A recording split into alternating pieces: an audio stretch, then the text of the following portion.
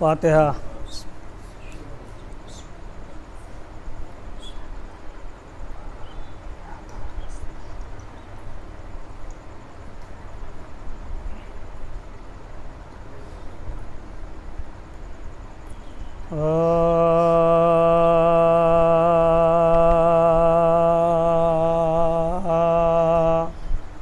عابد کو دوا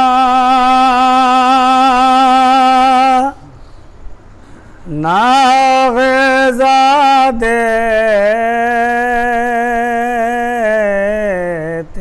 ہیں، عابد کو دوا نہ غذا دیتے ہیں، سو جاتا ہے تو زنجیر ہلا دیتے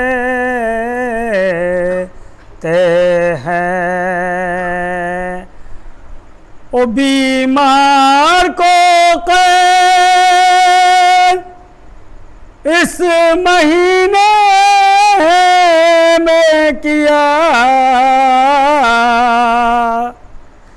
بیمار کو قید اس مہینے میں کیا، اور قیدی کو محرم میں چھڑا دیتے ہیں، عابد کو دوا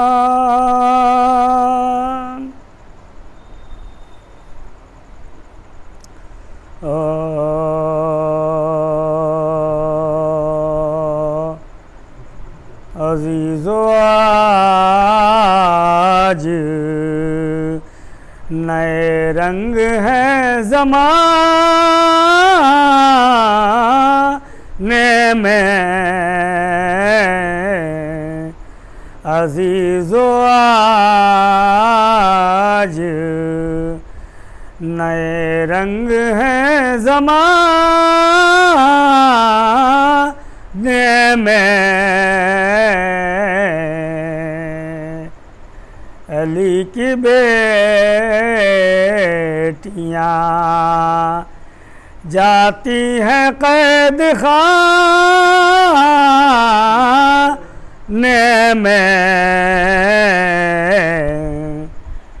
بندھے تھے ایک رسن بے کسوں کے شانوں میں، اور نہ چین پایا نہ سوئے نہ بدا نہ ملا تو شام میں ٹوٹا سا قید خان نہ ملا، عزیزو آج نئے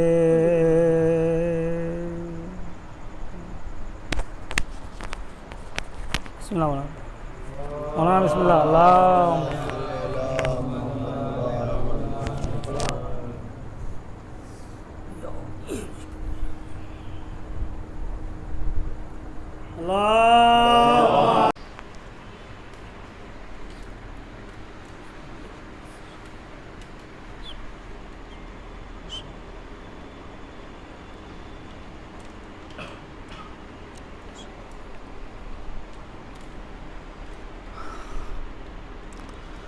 ما شاء اللہ لا حول ولا قوة الا باللہ العلی العظیم۔ اعوذ باللہ من الشیطان اللعین الرجیم، بسم اللہ الرحمن الرحیم۔ الحمد للہ رب العالمین، الصلاۃ والسلام علی اشرف الانبیاء والمرسلین، وخاتم النبیین وطہ ویاسین، سیدنا ونبینا وشفیع ذنوبنا وحبیب قلوبنا وطبیب نفوسنا سید الثقلین نبی الحرمین امام القبلتین وسیلتنا فی الدارین محبوب رب المشرقین والمغربین جد الحسن والحسین مولانا ابی القاسم محمد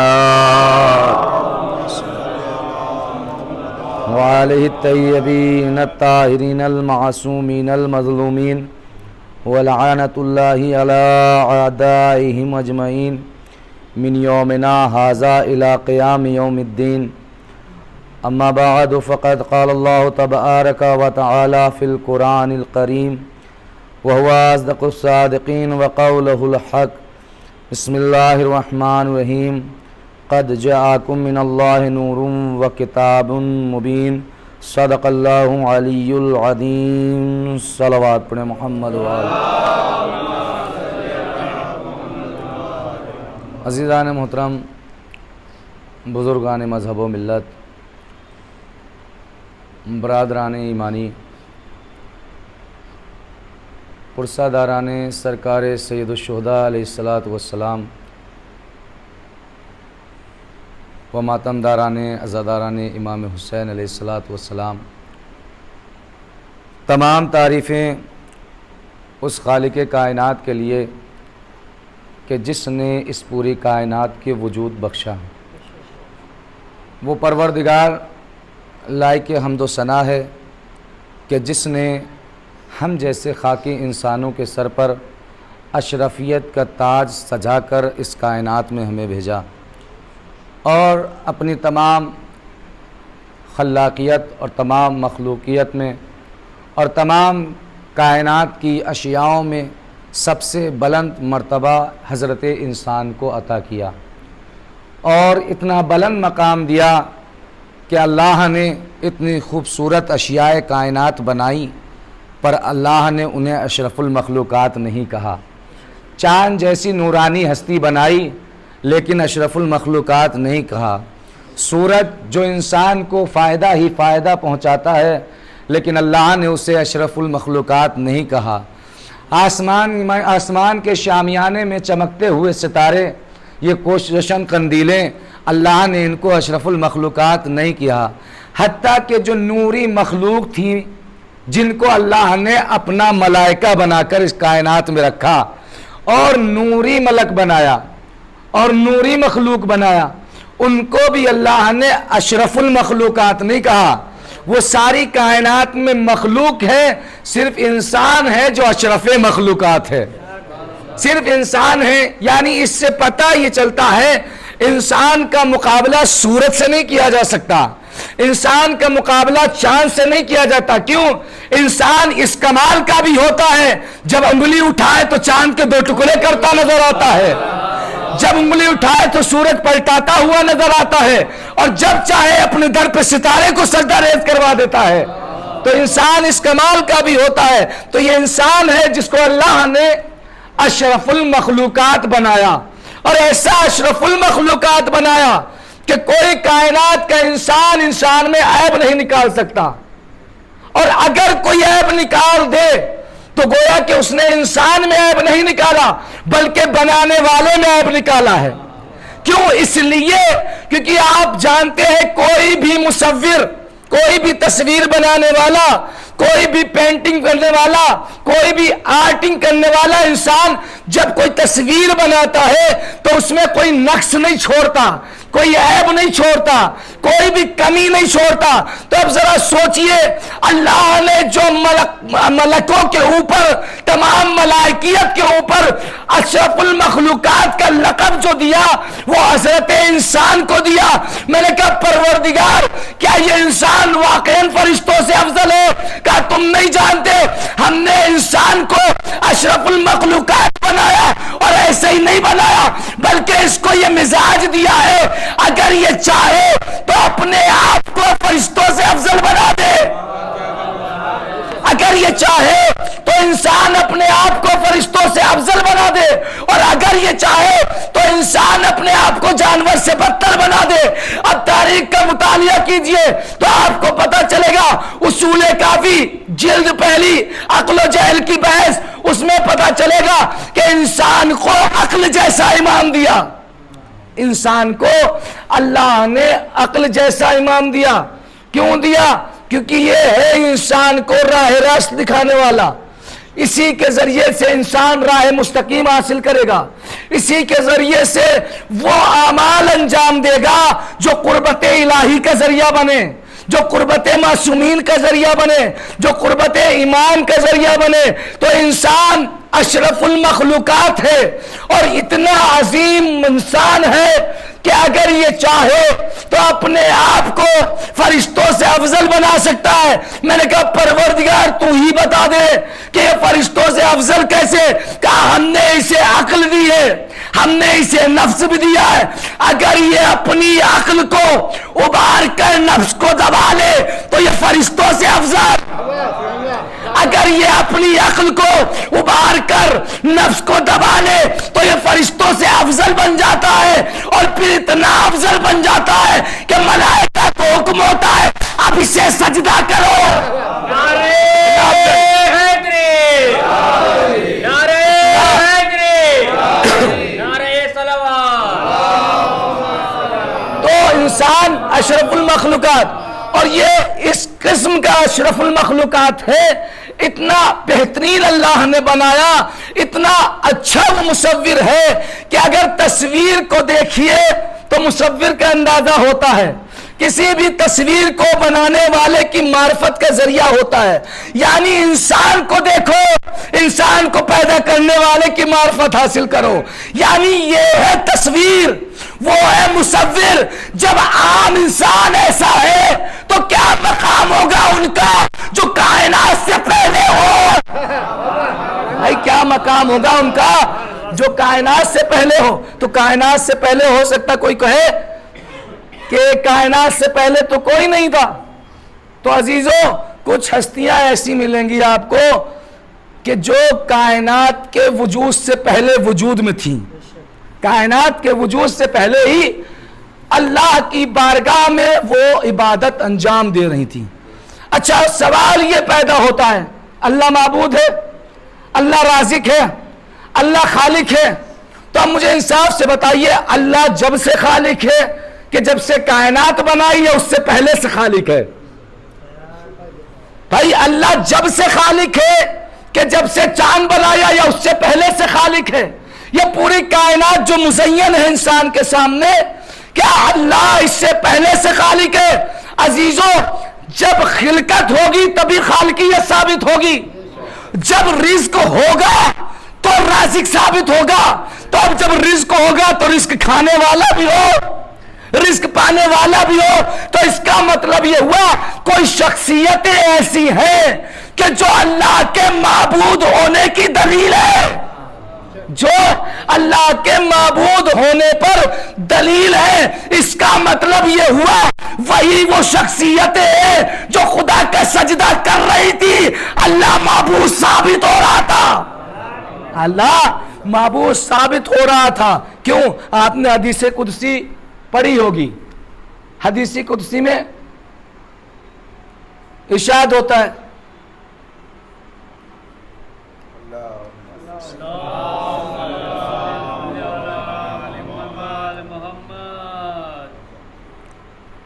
نعرہ حیدری, نعرہ حیدری, بر محمد وآل محمد صلوات.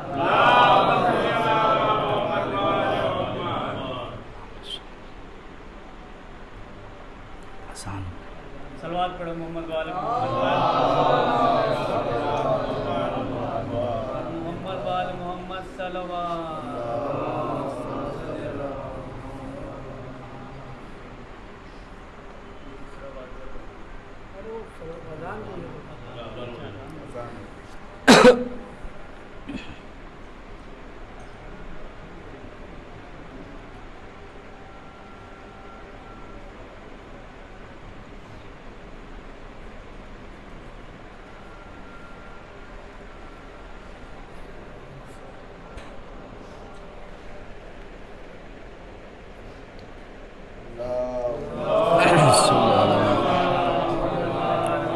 عزیزان محترم اللہ کب سے خالق ہوگا؟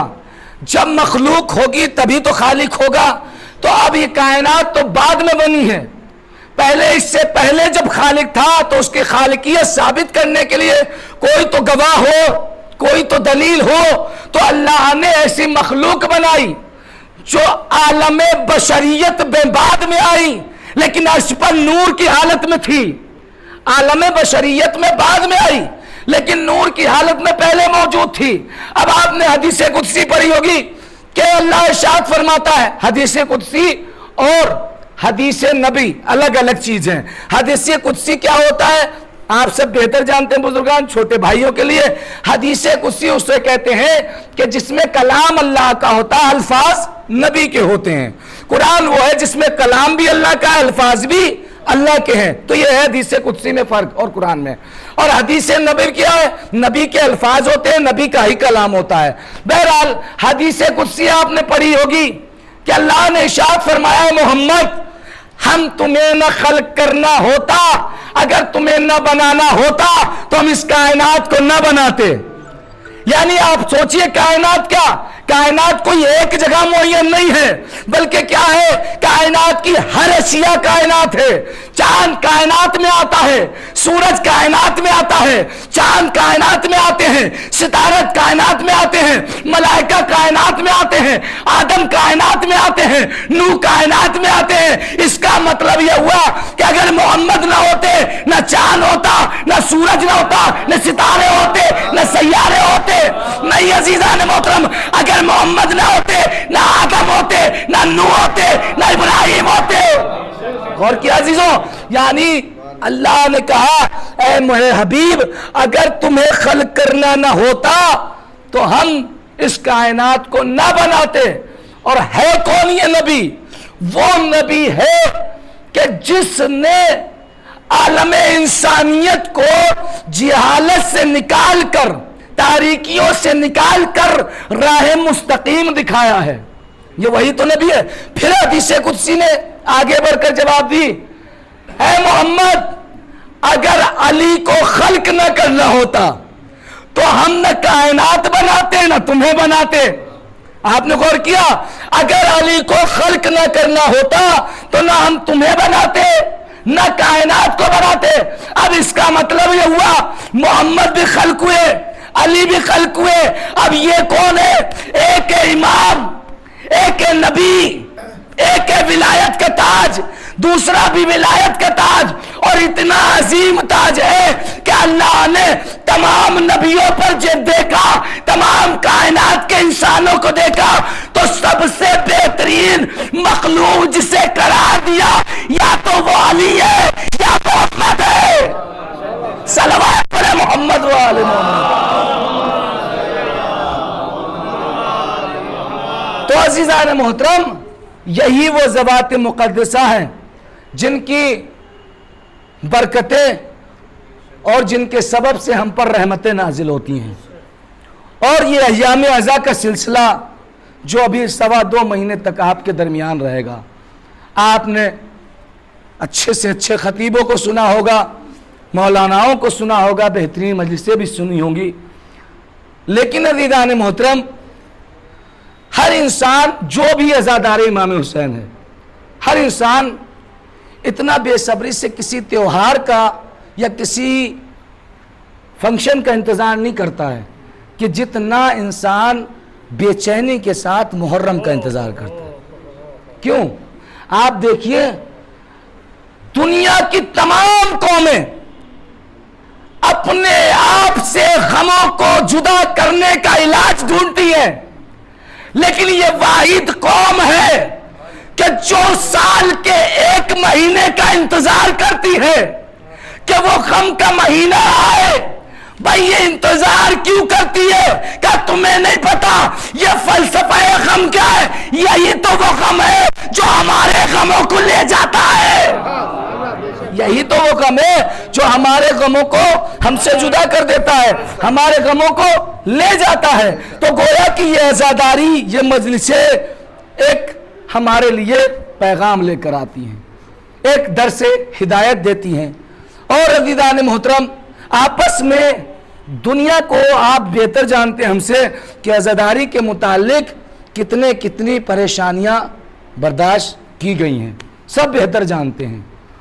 لیکن انصاف سے بتائیے کیا عزاداری میں کبھی کوئی رکاوٹ آئی؟ لیکن جتنا رکاوٹ کرنے والوں نے رکاوٹ کی اتنا ہی زور و شور سے عزاداری ہوئی. اب انصاف سے بتائیے کہ یہ طاقت کہاں سے آ رہی ہے؟ بھائی ہوتا یہ ہے کہ جب کسی کے پیچھے کوئی طاقت پڑ جاتی ہے تو انسان وہی خاموش ہو کر بیٹھ جاتا ہے، آگے نہیں بڑھتا ہے. کیوں؟ کیونکہ وہ طاقت اس کے پیچھے پڑی ہوئی ہے. پر یہ قوم واحد ایسی ہے کہ جو ہر سال غم مناتی ہے، اور غم بھی مناتی ہے تو اگر رکاوٹ ہو تب بھی مناتی ہے. یہ طاقت کہاں سے آتی ہے؟ شاید دنیا والوں نے سمجھا ہی نہیں ہے کہ یہ عزادار نہیں بلکہ دعائے زہرا ہے. یہ عزادار نہیں بلکہ یہ دعائے زہرا ہے. اور یہی وہ لوگ ہیں کہ جن میں سے کوئی ابوذر بن کے نکلے گا، کوئی کمبر بن کے نکلے گا، کوئی میسم بن کے نکلے گا، کوئی حور بن کے نکلے گا. یہی تو وہ لوگ ہوں گے، لیکن اپنا کردار سنوارنے کے بعد. تو گویا کہ یہ واحد قوم ہے جو ان ایام کا انتظار کرتی ہے اور بے صبری سے انتظار کرتی ہے. تو اس کا مطلب یہ ہوا کہ یہ وہ غم ہے جو ہر غم کا علاج ہے. یہ وہ غم ہے جو ہر دکھ کا علاج ہے.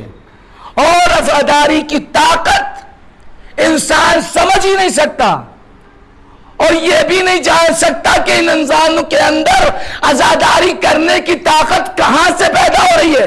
یاد رکھیے، کوئی بھی عمارت جب تک باقی رہتی ہے جب تک اس کا وارث ہو، اور جب وارث نہیں ہوگا تو عمارت ختم ہو جائے گی.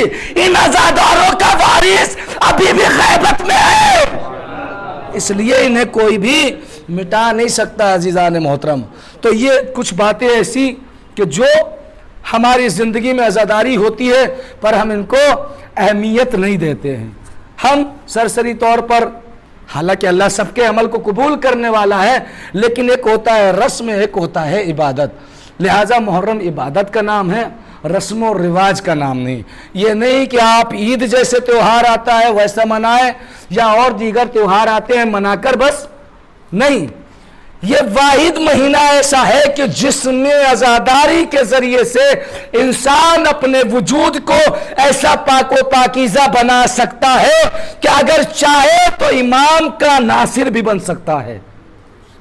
آپ زیارتیں پڑھتے ہیں، زیارتوں میں ایک جملہ بھی پڑھتے ہیں، کاش ہم بھی کربلا میں ہوتے.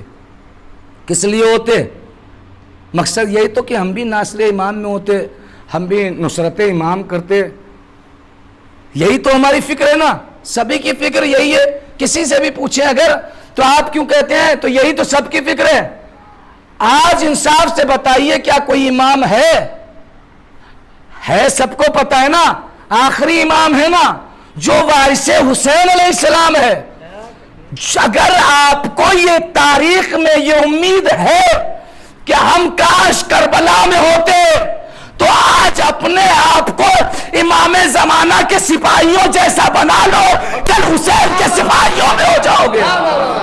آج اپنے امام کے زمانہ کے امام کے سپاہیوں کے جیسے بنا لو، تمہاری ادھر کی بھی مراد پوری ہو جائے گی. انسان کی دو ہی تو آرزو ہے، کاش ہم کربلا میں ہوتے اور کاش ہمارا نام امام کے آخری امام کے ناصروں میں ہو. تو اب ایسا تو ہے نہیں کہ معاذ اللہ امام حسین علیہ السلام کے انصار الگ مزاج کے تھے اور جو 12ویں امام آئیں گے ان کے نہیں. جو مزاج کربلا کے 72 کا تھا وہی مزاج 313 کا ہوگا. کل ایک حسین نے 72 حسین بنائے، کل وہ حسین کے وارث آئے گا تو 313 حسین ہوگے. ایک وارث جب حسین کا آئے گا تو 313 حسین نظر آئیں گے. کل 72 حسین نظر آئے. امام نے اپنے کردار میں سب کو ڈھال دیا تھا، ورنہ کون ایسا انسان ہے کہ جو کسی کے لیے جان قربان کر دے گا؟ کون ایسا انسان ہے جو کسی کے لیے بھوکا پیاسا رہ سکتا ہے؟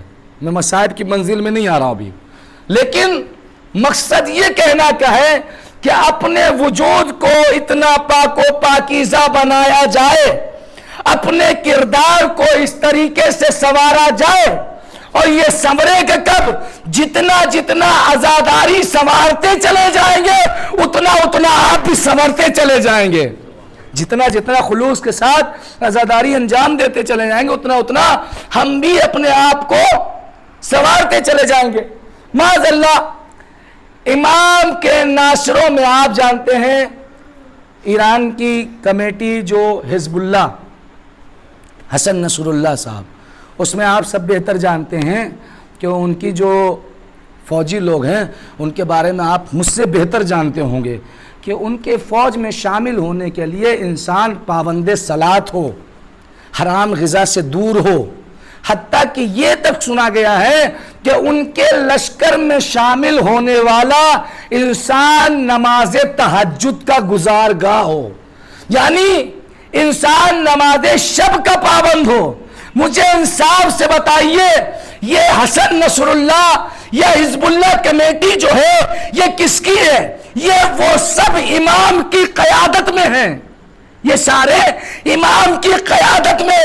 اب انصاف سے بتائیے ایک چھوٹے سے لشکر میں حسن نصر اللہ جیسا عالم اگر یہ گوارا نہ کرے کہ میرے لشکر میں کوئی بے نمازی ہو تو مجھے انصاف سے بتائیے آپ کا امام کیسے گوارا کرے گا؟ آپ کا امام یہ کیسے تسلیم کرے گا کہ ایک بندہ اللہ کا رزق بھی کھاتا رہا اور کبھی شکر کا سجدہ بھی نہیں ادا کیا؟ یہ اللہ گوارا کرے گا یا امام گوارا کریں گے؟ نہیں عزیزو، یہ امام کے انصار کی خاصیت نہیں ہے۔ جب تک امام کی معرفت صحیح سے نہیں ہوگی تب تک انسان حقیقت میں اس منزل کمال کو حاصل نہیں کر سکتا۔ ہو سکتا ہے میری باتیں چبھ رہی ہوں لیکن منبر کا مقصد یہی ہوتا ہے، اگر حق نہ بیان ہو تو پھر ایسے منبر پہ بیٹھنے سے بہتر ہے کہ انسان نہ بیٹھے۔ لیکن کہنے کا مطلب عزیزو یہ ہے، چاہے میں ہوں چاہے آپ ہوں، سب کے لیے یہ پیغام ہے کہ ہم اپنے وجود کو آراستہ کریں، اپنے وجود کو پیراستہ کریں، اپنے وجود کو نور امام سے منور کریں۔ آپ کا تو امام ہے اور آپ کے 12 امام ہیں اور سارے امام ایسے ہیں کہ جو نور کی مخلوق ہیں، جو نورانی مخلوق ہے، جن کا وجود کائنات کے وجود سے پہلے موجود تھا، اور ایسی نورانی مخلوق ہے کہ کسی امام کے قول و فعل میں نہ تضاد پائیں گے نہ اختلاف پائیں گے۔ اب مجھے انصاف سے بتائیے جس کے پاس ایسے ایسے رہنما ہوں تو کیا وہ دین سے غافل ہو سکتا ہے؟ کبھی کبھی ایسا بھی ہوتا ہے کہ امام ہمارے سامنے ہوتے ہیں نظر نہیں آتے ہیں، کہیں گے مولانا عجیب بات کر رہے ہیں کہ امام آپ کو دکھاؤں؟ ابو بصیر مکفوب ایک نابینا شخص ہے، چھٹے امام جعفر صادق علیہ السلام کا زمانہ ہے کہ ایک صحابی امام کے پاس بیٹھا ہوا ہے، امام نے اس سے کہا، غور کریے کہ کبھی کبھی امام دکھائی بھی نہیں دیتے ہیں۔ اب ایک چیز اور بھی بیان کر دوں کہ جو ہم لوگ کہتے ہیں امام پردے میں ہے، نہیں، امام پردے میں نہیں، ہماری آنکھوں پر پردہ ہے۔ ہم آج گناہوں سے اپنی آنکھ کو پاک کر لیں، روز امام کا زیارت کریں گے۔ آپ دیکھیں رجب علی خیاط ٹیلر کا کام کرتے تھے، کوئی عالم نہیں تھے، عالم کوئی نہیں تھے وہ۔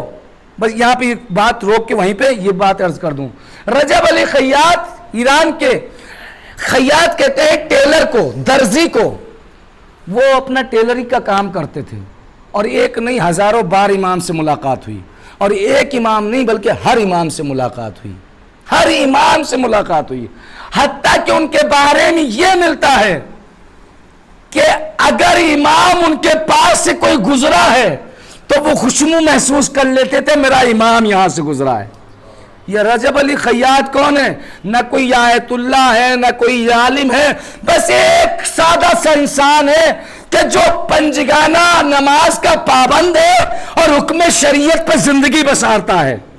یہ ان کی خاصیت ہے، ٹیلرنگ کا کام کرتا ہے۔ ایک شخص آیا، آنے کے بعد کہا اس نے کہ حضور میرا، جیسے مان لیا میں ہی چلا گیا، کرتا پیجامہ سلنا ہے یا کوئی ڈریس وغیرہ سلنا ہے، انہوں نے کہا ٹھیک ہے 3 دن میں سل جائے گا. اس نے کہا قیمت مان لیا 50 روپے, دیا چلا گیا. 3 دن بعد آیا وہ شخص, آنے کے بعد اس نے کپڑا لیا اپنا, لینے کے بعد چلنے لگا تو رجب علی خیاط نے چند پیسے نکالے اور نکالنے کے بعد اسے دے دیے. کس کو؟ جس کا لباس تھا اس کو چند پیسے دیے. اب اس نے سوال کر لیا حضور آپ نے تو اتنے پیسے بتائے تھے. کہ میں نے جو پیسے بتائے تھے وہ 3 گھنٹے کے کام کے بتائے تھے, لیکن جب کپڑا 2.5 گھنٹے میں تیار ہو گیا تو لہذا یہ کمائی جو الگ سے آ رہی ہے یہ میرے لیے جائز نہیں ہے. اور حتیٰ کہ ان کے بارے میں یہ ملتا ہے کہ ہر ٹیلر کی عادت ہوتی ہے قطرن بچا لیتا ہے, لیکن ان کی عادت یہ تھی ایک ایک قطرن کپڑے کی اس کی واپس کر دیتے تھے. اللہ کو اتنا عمل معصوم کو اتنا پسند آیا کہ ہر امام کی انہوں نے زیارت کی ہے, ہر امام کی زیارت کی ہے. رجب علی خیاط تو گویا کہ امام تو اگر معاذ اللہ امام کے چہرے پر پردہ پڑ جائے, نہیں ہمارے آنکھوں پہ پردہ ہے. امام تو ہر گھڑی ہم کو دیکھ رہے ہیں. خود امام کہتے ہیں اگر ہماری نظر کرم تم سے ایک لمحے کے لیے ہٹ جائے تو یہ زمین تمہیں نگل جائے, یہ زمین تمہیں ختم کر دے, اپنی گرفت میں اپنی تہ میں چھپا لے. یہ اگر آپ اپنی زمین پر چل رہے ہیں اور آج اپنی زمین پر کامیاب ہے تو وہ اسی امام کا صدقہ ہے جو اتنے گناہ کر کر میں بھی ابھی تک زندہ ہوں اور ابھی تک چل رہا ہوں. تو گویا کہ امام متوجہ ہماری طرف, اسی لیے امام کہتے ہیں ہر عمل ہمارے چاہنے والے کا ایسا ہونا چاہیے کہ وہ جب کوئی عمل انجام دے تو اس کی نظر میں اپنا امام رہے. جب وہ اپنے امام کو یاد کر کے عمل کو انجام دے گا تو ہر وہ عمل انجام دے گا کہ جو اپنے امام کی پسند کے موافق ہوگا. مجھے پڑھنا کچھ اور تھا لیکن پڑھ کچھ اور گیا, بہرحال لیکن یہ بھی ضروری ہے تبلیغ بھی. تو گویا کہ عزیزان محترم امام ہر لمحہ ہماری طرف دیکھتے ہیں, اور کبھی امام ایسا ہوتا ہمارے سامنے موجود ہوتے نظر نہیں آتے ہیں. تو راوی کہتا ہے کہ امام نے مجھ سے کہا کہ یہ جتنے لوگ آ رہے ہیں ان سے سوال کرو کیا تمہیں امام دکھائی دے رہے ہیں؟ چھٹے امام کا زمانہ ہے. جیسے میں پہنچا, میں دوسرے کیوں کہوں, میں اپنے آپ کو کہہ لیتا ہوں, میں پہنچا سوال کیا راوی نے کیا تمہیں امام دکھائی دے رہے ہیں؟ میں نے چاروں طرف دیکھا, مجھے امام نظر نہیں آئے. ایسے ہی 1-2 کر کے کئی لوگوں سے سوال کیا گیا کہ کیا امام آپ کو نظر آ رہے ہیں؟ تو سب نے یہی جواب دیا کہ نہیں حضور ہمیں تو نظر نہیں آ رہے ہیں. اتنے میں ایک نابینا شخص جو امام کی معرفت رکھتا تھا وہ ادھر سے چلتا ہوا ہے. امام کہتے ہیں اب ذرا ان سے پوچھو.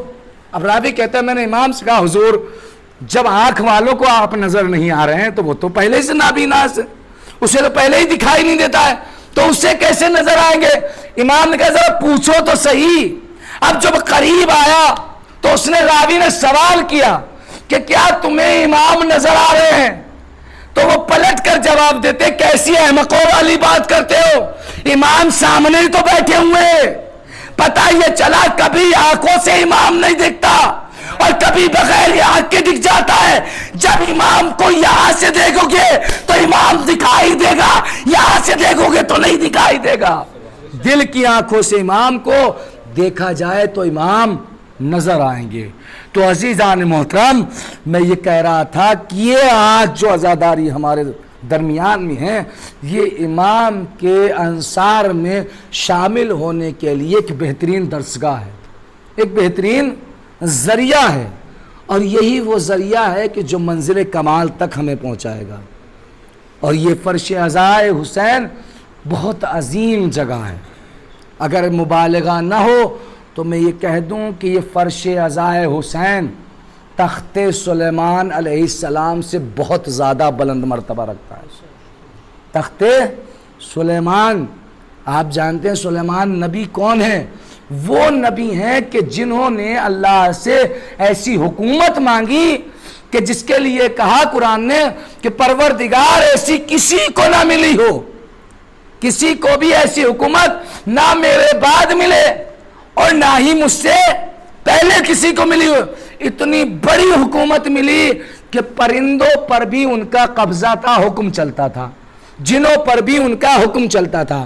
تخت سلیمان سے میں بلند کیوں کہہ رہا ہوں؟ آپ جب تخت سلیمان کے بارے میں پڑھیں گے تو تخت سلیمان میں آپ کو سلیمان نبی ملیں گے، جن ملیں گے، تمام پرندے ملیں گے، اور دیگر مخلوقات جو جناب سلیمان کی رعایا میں تھی، یعنی حکومت میں تھی، وہ ساری مخلوقات ملیں گی.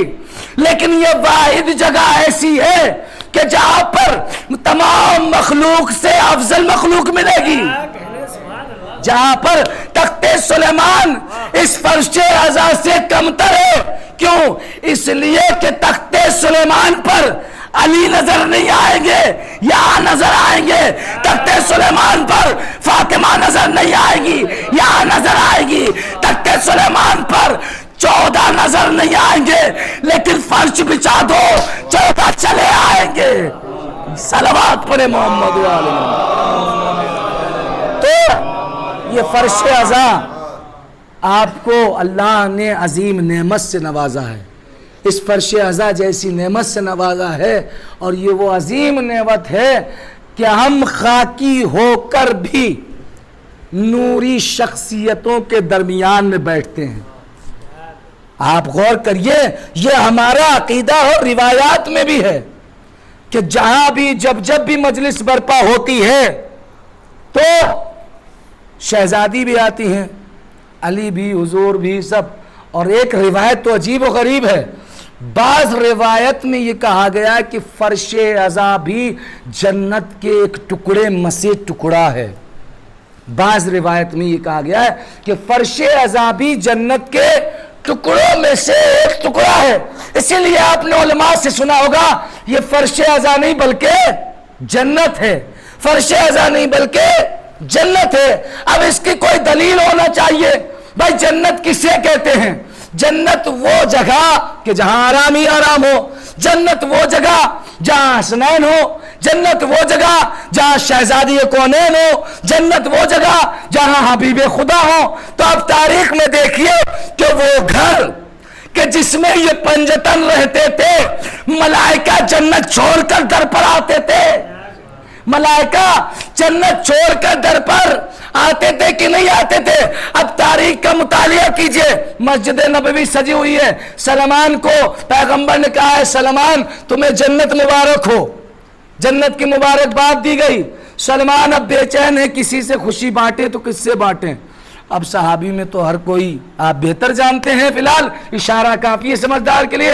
کیوں؟ اس لیے کیونکہ اگر وہ ذکر کر دیتے تو ہو سکتا کہ سلمان کو تو ضمانت جنت دے دی. خیر سلمان اب بے چین ہے کہ بانٹے تو خوشی کس سے بانٹے.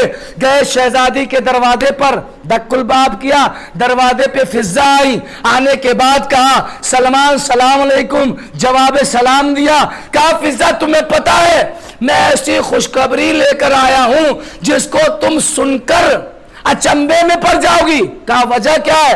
کہا خوشخبری یہ ہے کہ نبی خدا نے تمہیں اور مجھے جنت کی ضمانت دی ہے کہ تم اور میں جنت میں جائیں گے.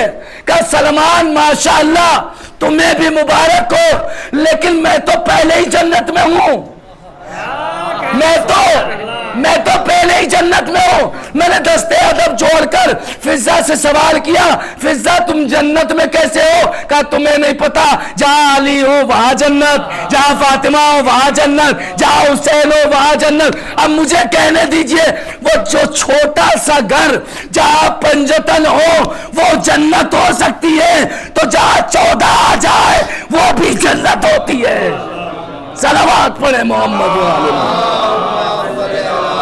تو عزیزان محترم یہ فرش اعظا بہت اہمیت رکھتا ہے اور اس کی اہمیت ہم کو سمجھنا چاہیے اور دل و جان سے ہمیں اس پر عمل کرنا چاہیے اور اس میں ہر طریقے سے ایک دوسرے کا مددگار ثابت ہونا چاہیے. کیوں؟ اس لیے کہ یہ واحد عزائے حسین ایسا عمل ہے کہ جس میں آپ کے ساتھ ساتھ تمام ملائکہ بھی شریک ہوتے ہیں. آپ کے ساتھ ساتھ تمام نبی بھی شریک ہوتے ہیں۔ اب مجھے انصاف سے بتائیے، جب اتنے نبیوں اور معصوموں کے درمیان، نورانی مخلوق کے درمیان میں آپ بیٹھ کر عبادت انجام دیں گے تو گویا کہ وہ عبادت کا ثواب کتنا ہوگا، یہ فکر انسانی میں نہیں ہو سکتا ہے۔ اسی لیے عزیزان محترم، آپ نے روایت سنی ہوگی کہ اگر انسان کی آنکھ سے ایک مچھر کے پر کے برابر بھی حسین کے نام پر آنسو نکل آئے تو اللہ اس پر جنت واجب کر دیتا ہے۔ عزیزو، یہ ایام غم، حسین کی شہادت، سید سجاد کے ہاتھوں میں ہتھکڑیا، پیروں میں بیڑیا۔ عزیزو، حسین علیہ السلام کون ہے؟ آپ جب تاریخ اسلام کا مطالعہ کریں گے تو آپ کو پتہ چلے گا کہ حسین کو پیاس بہت لگتی تھی۔ حسین کو پیاس بے انتہا لگتی تھی۔ روایت تو کہتی ہے کہ شکم مادر میں ہے ابھی حسین۔ ایک مرتبہ بچے کی آواز آئی ماں کے کانوں میں، اماں میں پیاسا ہوں۔ شہزادی رونے لگی، برداشت کیا، پھر دوبارہ آواز آئی، اماں میں پیاسا ہوں۔ مجھے انصاف سے بتائیے، آپ صاحب اولاد ہیں، آپ کا بچہ آپ کی اہلیہ کی شکم میں ہو اور اگر وہ ماں سے کہے اماں میں پیاسا ہو تو اس کے دل پر کیا گزرے گی؟ آئے فاطمہ کیسے برداشت کیا ہوگا؟ اجرکم اللہ۔ عزاداران مظلوم کربلا، جب یہ مسئلہ 2-3 مرتبہ ہو چکا تو ایک مرتبہ نبی خدا کی خدمت میں گئی، جانے کے بعد کہا، اے بابا جان، میرے شکم میں جو بچہ ہے وہ ہمیشہ یہ کہتا، اماں میں پیاسا ہوں، اماں میں پیاسا ہوں۔ ارے جیسے نبی نے سنا، آنکھوں سے آنسو جاری ہوئے، کہا، اے فاطمہ، ارے تیرے شکم میں جو حسین ہے، ارے اسے کربلا کے میدان میں 3 دن کا اجرکم اللہ، 3 دن کا بھوکا پیاسا شہید کیا جائے گا۔ آزادارو، لو تاریخ آ گئی، کربلا کا میدان سج گیا، سارے حسین قربان ہو گئے۔ میں صرف ایک روایت پڑھوں گا، عزیز و جگر سنبھال کے بیٹھنا۔ امام کی شہادت ہو گئی، ان ظالموں نے، آپ جانتے ہیں، نہ امام کا امامہ چھوڑا، نہ امام کا لباس چھوڑا، نہ امام کے بدن کو اڑیا چھوڑ کر چلے گئے۔ راوی کہتا ہے، ایک شکی حسین کے جسم کو دیکھ رہا تھا، حسین کی انگلی میں ایک انگوٹھی تھی، ظالم گیا اس انگوٹھی کو اتارنا چاہا، ارے انگوٹھی نہ اتری، اس ظالم نے خنجر لیا، ارے انگلی کو کاٹا، ارے حسین کے جسم کے حصوں کو ظالم نے کبھی ہاتھ کو جدا کیا، کبھی انگلیوں کو جدا کیا۔ اے فاطمہ گلا رہ گئے گھر میں۔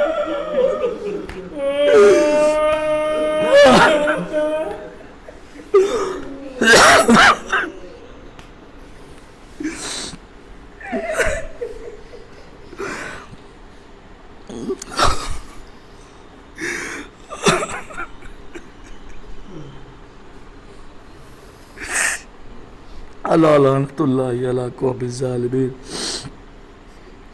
رسم بقضائی تسلیما لامر۔ بالا تجھ واسطہ محمد و آل محمد کا، اسیران کربلا کا واسطہ، شہیدان کربلا کا واسطہ، جناب زینب و کلثوم کا واسطہ، تجھے کربلا کی 4 سال یتیمہ کا واسطہ۔ پروردگار، جتنے بھی حاضرین مجلس ہیں، سامعین مجلس ہیں، منتظمین مجلس سے، پروردگار ان کی تمام جائز تمناؤں کو قبول فرما۔ بالا تجھ واسطہ محمد و آل محمد کا،